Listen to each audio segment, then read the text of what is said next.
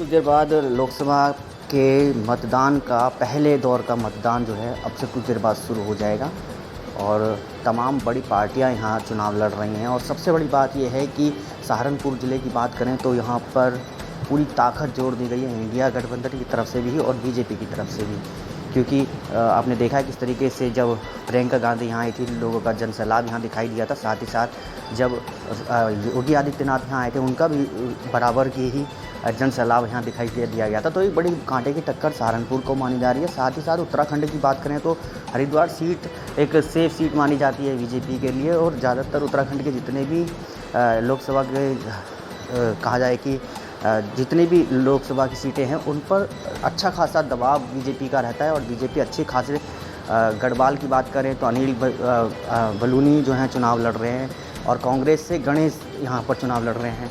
और सबसे बड़ी बात यह है कि अनिल बिगुनी जो हैं वो उत्तराखंड के मूल निवासी भी हैं। साथ ही साथ जो चुनावी रणनीति है उनकी जिस तरीके से उन्होंने तैयार की है वो पहले दौर का जो चुनाव है उसमें दिखाई भी दे रही है।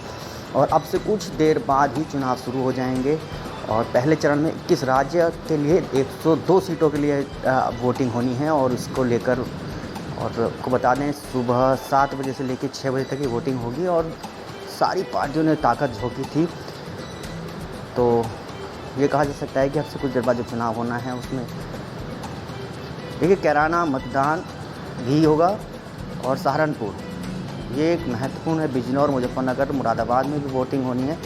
तो उत्तर प्रदेश के अच्छे खासे जो ज़िले हैं पीलीभीत, रामपुर में भी आज वोट डालने जाने हैं। तो ये अच्छे खासे उत्तर प्रदेश के जो क्षेत्र हैं उनमें चुनाव होना है। बिहार की 4 सीटों पे, बंगाल की 3 सीटों पे भी आज चुनाव होना है।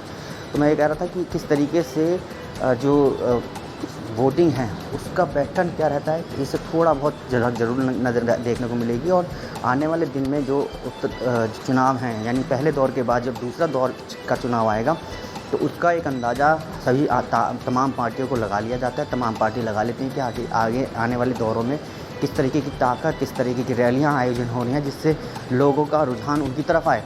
तो ये एक शक्ति प्रदर्शन के तौर पर भी देखा जा सकता है। और अब से कुछ देर बाद वोटिंग शुरू हो जाएगी। हम आपको सबसे पहले विजुअल दिखाएंगे, लेकिन आपको बता दें आज से लोकसभा चुनाव के पहले दौर के मतदान शुरू होने वाला है।